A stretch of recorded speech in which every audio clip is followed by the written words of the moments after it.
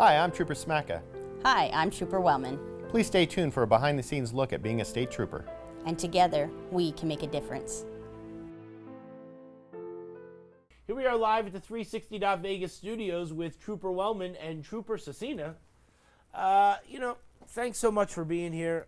I will tell you that we were talking before we went on the air, that one of the most special things that I am able to do in my day is to be able to come here once a week and hang out. And it's very special to me because, as I was explaining to you earlier, it's not just hanging out with the troopers and, whoever it is. And, sometimes I get a little bit giddy, like, depending on who's across from me and stuff, right? But, like, we're friends, right? And so it's very special. And so I say that if people believe and they feel, that they can feel through the television. And so when I say, like, look into this camera and say something, people feel, and they can look and they can see sincerity in somebody's heart. And that's why when people are on television, there's more people that people watch and not, because people can feel the sincerity of what they do. And so it's very special. And so it's very special to be able to spend time and, and do what we're doing and to be able to grow. And so, this is the second time you've been here. Yes. and we look forward to more. And Trooper Wellman, it's really cool because it's being able to spend time with a friend and be able to talk and be able to laugh and joke and go through, hard times and great times, and sometimes things are so crazy, but you always sort of work through it. Yeah. Right? And so season 3 of Trooper Talk, how many episodes, Johnny? 116 or 17? And that's weeks.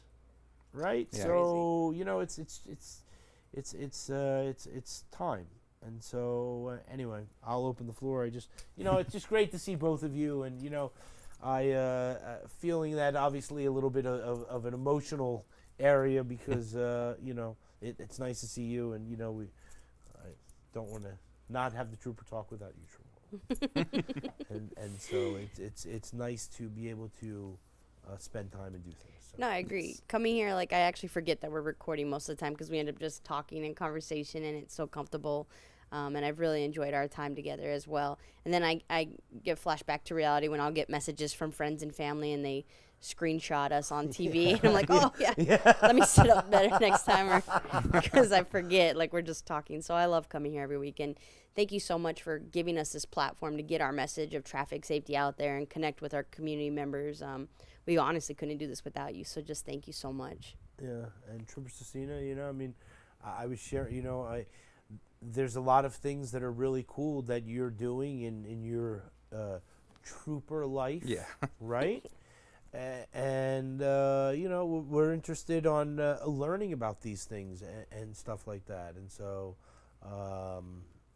you want to share anything with us? I have accepted a position with our governor's detail. So it's part of our dignitary protection division. Like we always talk about every episode, we have multiple different divisions within the Nevada State Police, and I am honored to accept this new chapter in my career. It's bittersweet because, I love coming here every week, and I've loved being the public information officer for my agency and being the face and the voice. It's truly just been an amazing ride these last 2.5 years, and I'm sad that it's ending, but I'm also excited for this next chapter. So I will still make appearances, I promise. I just am going to be a little more busy. Yeah, so. of course. And so you get a take-home car. You wear this type of uniform. So for our governor's detail, we have unmarked patrol vehicles and we wear business attire because essentially we are undercover, and we walk around with the governor and we are his protection details. So you can't go higher in a state, a higher power than the governor. So again, it's just such an honor to be on that team. Not many people leave that team throughout their career because it's such a fantastic position to be in, and it opens a lot of doors for when you retire, for private, security detail teams, for dignitaries when they come to town.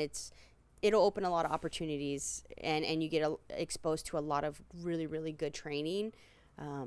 So I'm very excited for this opportunity, but we'll see who's going to be our next public information officer for the Nevada Highway Patrol. So It's very exciting. time will tell. Trooper Cecina, we love having you here, right? It's been cool the last, right? And so, it's cool to see friends do different things, right? Yeah. Like you just told me, like, what was it that you just did now?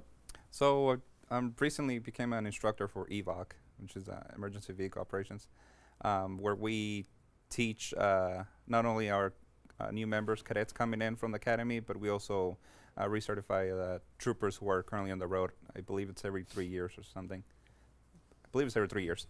And we take them out to the track, and we kind of have a refresher of operating a motor vehicle with lights at a high speed. Pretty much meet our 70-80% of capability to control the vehicle.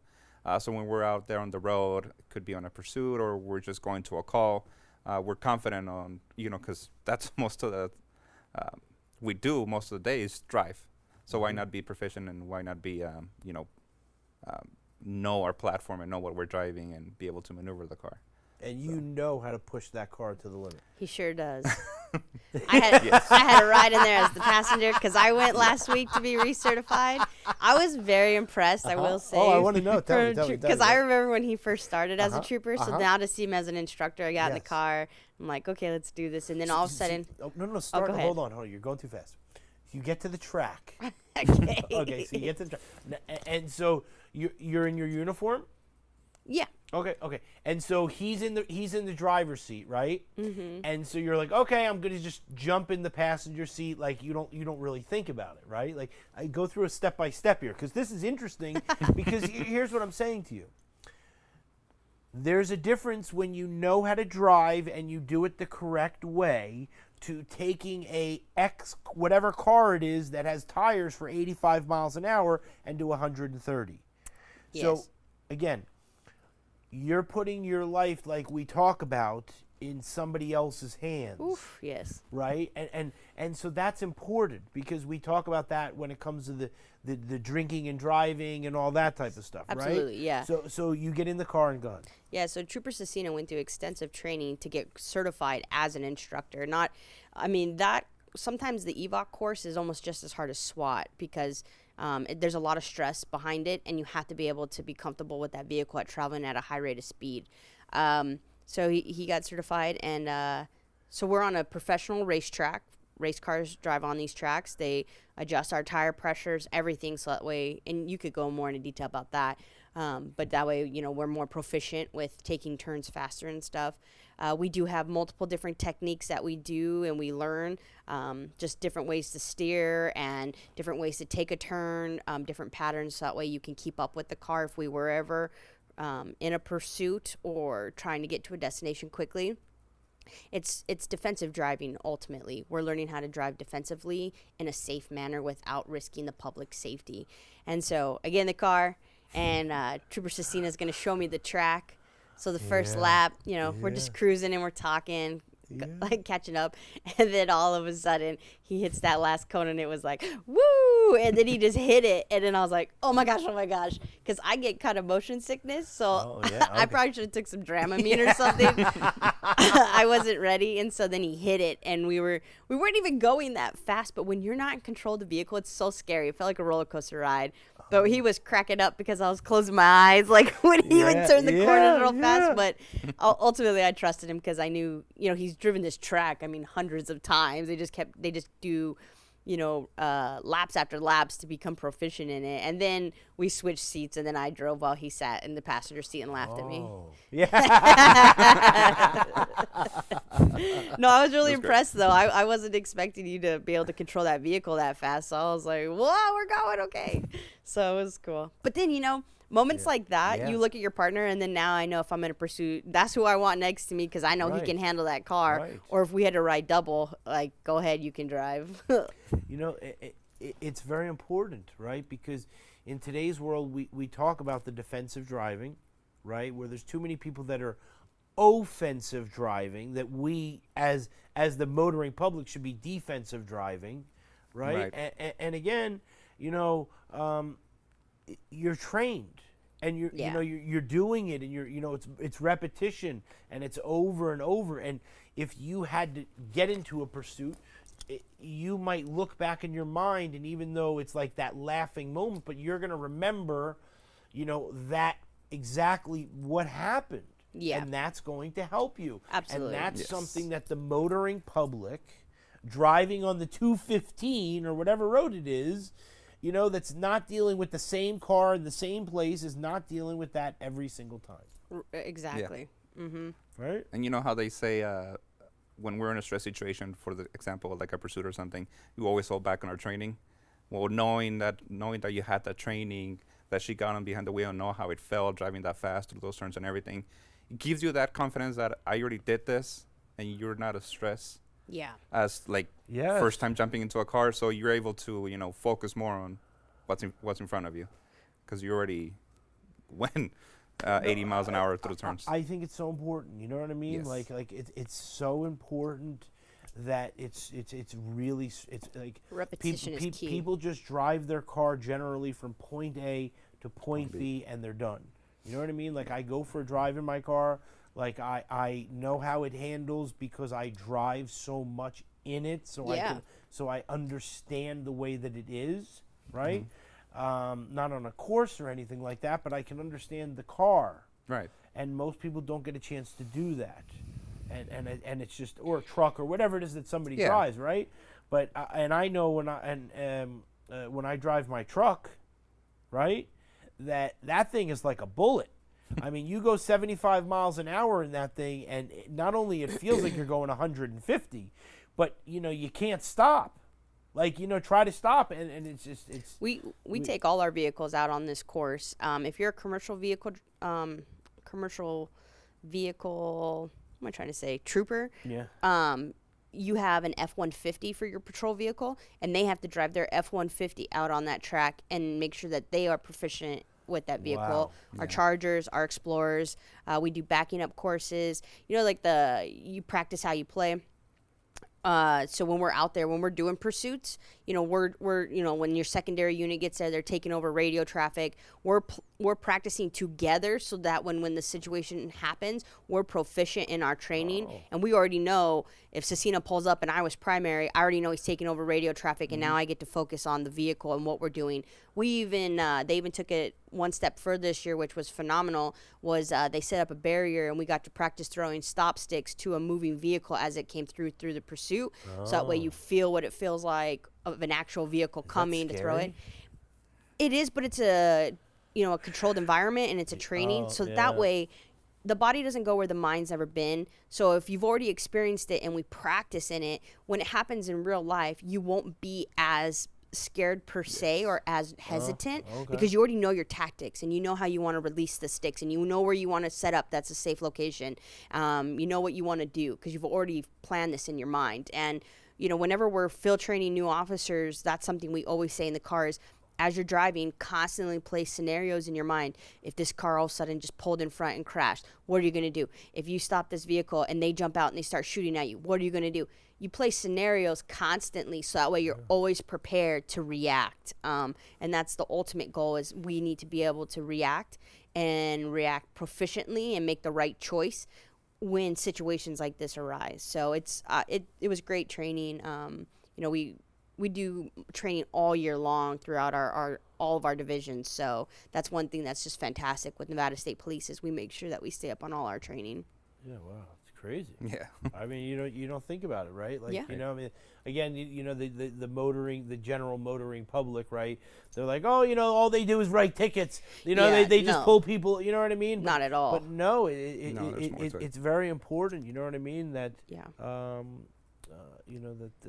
Every year. we have to do these things. Every right? year, building searches, active shooter training.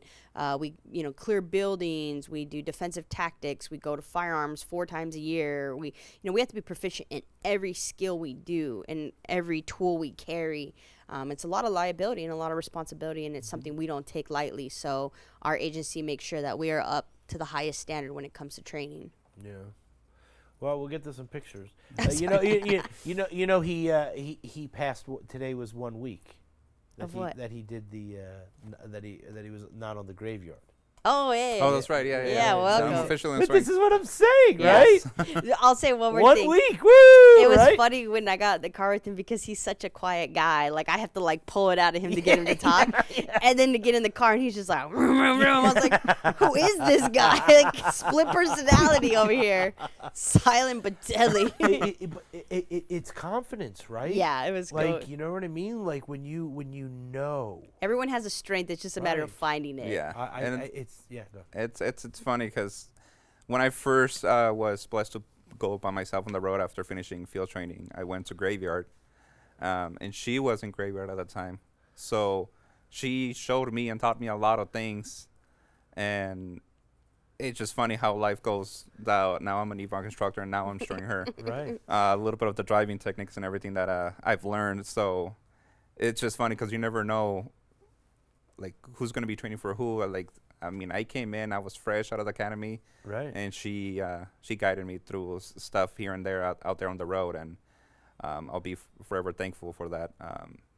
And then now I got to show her a little bit of Right. a little bit of the driving, and Right. got her scared and everything, but she did great. Just a matter of repetition. Let me ask you, like, did you before, like, knew how to drive before you became a trooper, or like, I mean, obviously you knew how to drive a car, but I'm just Yeah. saying, like, you knew how to drive, like, very proficiently, or like just from being a trooper and then them teaching you did this. I mean, I knew how to drive, and I knew my capabilities of my vehicle and everything, but never have I ever driven at excess speeds over 80, 85, never with license irons or anything like that. So going in through the academy, going through the EVOC course and everything as a new trooper, a new cadet, it was challenging because you're like, wow, there's more to driving than just getting on the car and driving and everything. So like she was saying earlier, the hand placement, the speed, looking where you're going to want to go and not stare at something, because Yeah. usually your eyes go where Yeah. the car will go where your eyes are looking at. So all that just they start teaching you all this, and you're like, oh my God, there's more to it. And then you start implementing those things out on the road, and it works, and it makes you safer, it makes the public safer, it makes you be able to handle responses much efficient Yeah. with license sirens. And It's cool. And that's Yeah. why when we stop people for speeding, or we respond to these crashes from people speeding at excessive speed, it's frustrating because there's no place for the speeds that fast on our roadways, first of all. And second, you don't know how to handle the car. You haven't been trained. We constantly are training in our vehicles and traveling at speeds like at a high rate of speed. And even still, we have policy and procedure in place because, like, it's all about liability and Right. safety for everyone, right? So, Right. like, if our situation outweighs the public safety, we're gonna shut down that pursuit and terminate it, or I should say abort. We're gonna abort it so that way, nobody gets hurt or it doesn't escalate further. And so when you see these individuals traveling at high rates of speeds with no wanton regard for the public safety or their own, it's very, very frustrating. Yeah, and I was just going to say that, with doing all that type of stuff, like you have the training, and when I watch that TV show, where they show the officers, live and they follow, Yes. They do it all the time. Yeah. Like, the question is, what are you after this person for? Well, he has a bad tail light. You know what I mean? Yeah. And it's like, okay, just, you know what I mean? Like, right. Right. So Yeah. anyway, all right, we'll get to some pictures. I wanted to talk about these lunatics with these lane splitting. Did you put that on there today? Because these people, listen, these people are not only out of control, but luckily I don't see it too much on the highway, right? Because there's really no reason to lane split on the highway. Like there's generally like enough room. It's about a car or a But motorcycle. like this morning I'm in the car and this lunatic drives like, you know what I mean? And so like you don't anyways. My car is fast, and in the SUV it has the the V8, the twin turbo, right? And that thing's a rocket. But it's nothing compared to these things. Oh no. And you know, forgetting the fact of safety, you have two wheels and all, you know what I mean? But like, this guy on the freeway this morning had some stupid antenna sticking up on the back of the Motorcycle? on the back of the motorcycle, like, you know, maybe 4 feet in the air, so maybe you could see him coming. I don't know, whatever it was for, right? And it was painted black. And this guy is buzzing, and like I said, normally you don't see it on the freeways, but like, you know, there was a lot of traffic this morning, and like, you know, then some motorcycle gets off, you know, is getting on the freeway, and then all of a sudden they're buddies, right? So now Yeah. the two of them are going, right? And it's like, I don't know what to do, but like, you know, the thing is that it's something we don't talk about very much.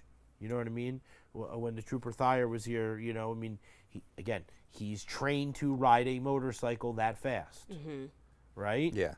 You know, and so lane splitting not only has to make you crazy because you can't catch the person, right? But like more than that, like they're just totally putting everybody's life in danger. Yeah, well, prime example, it startled you. Like, if you don't see them coming, and by the time they already pass you, then the sound travels, so it startles you. And it takes one person to abruptly steer the wrong way because it startled you, and they're done. Like, their life is over, or they're severely injured or seriously injured, and it's just, was it worth it?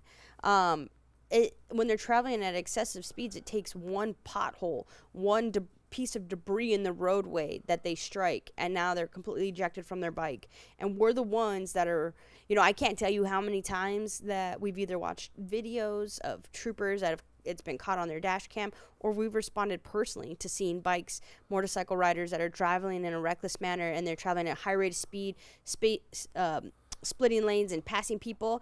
And, you know, we can pursue them, but again, we got to evaluate if we're going to put the public at risk if we're trying to get through heavy traffic as this motorcycle just flew past us.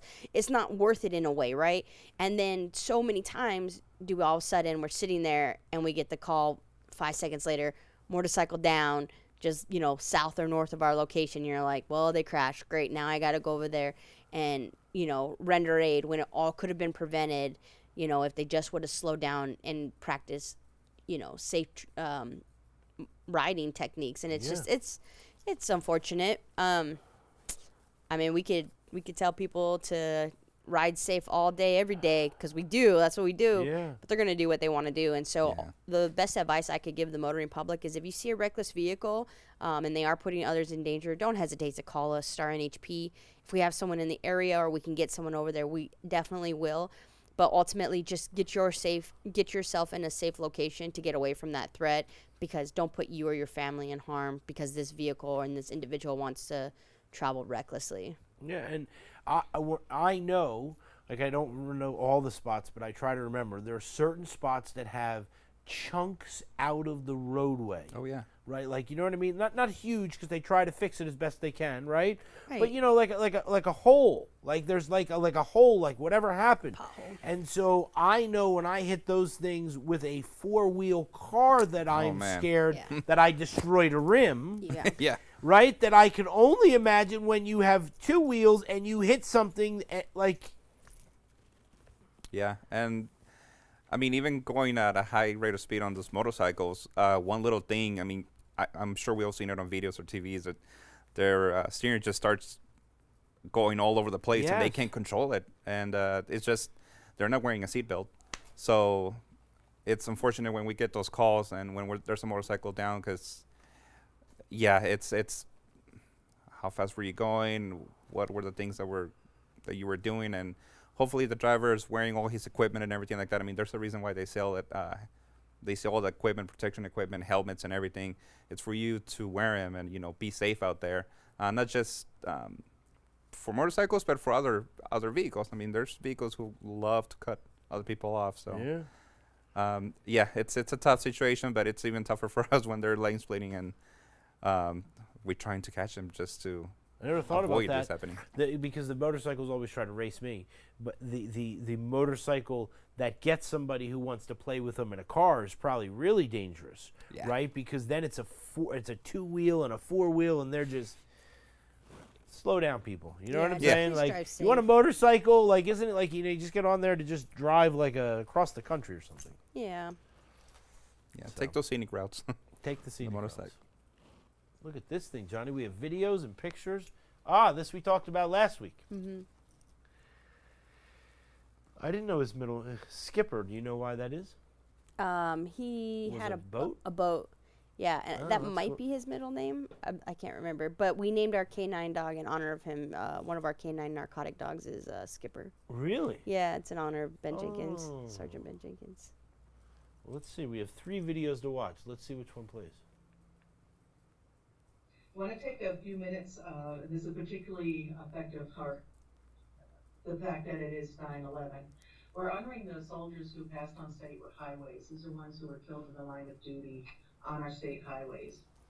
We've always had an informal program naming the memorial, naming highways after them, but we have now made it official.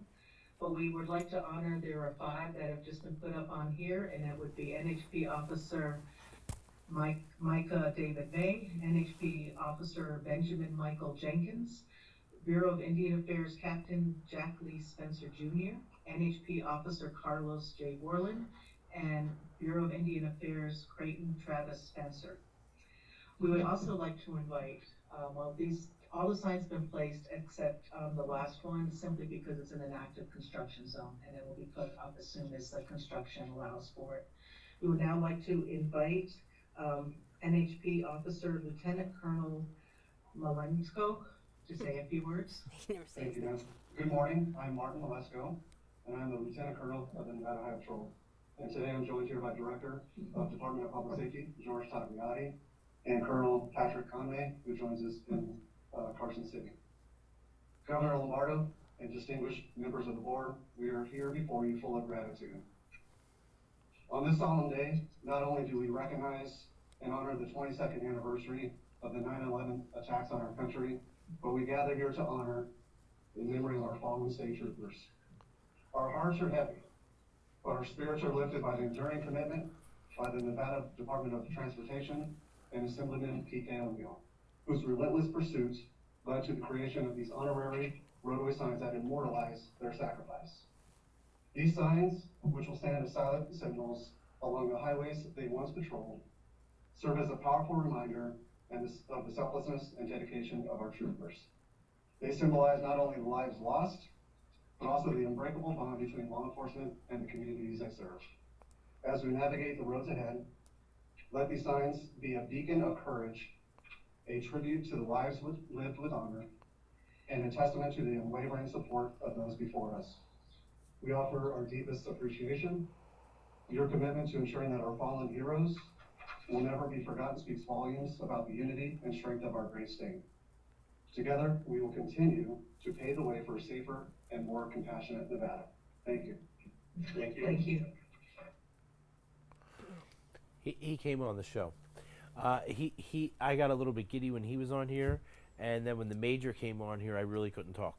I got to be, and the funny thing is that when the major, he always lets me interview him, but when he came on here, I was totally like starstruck.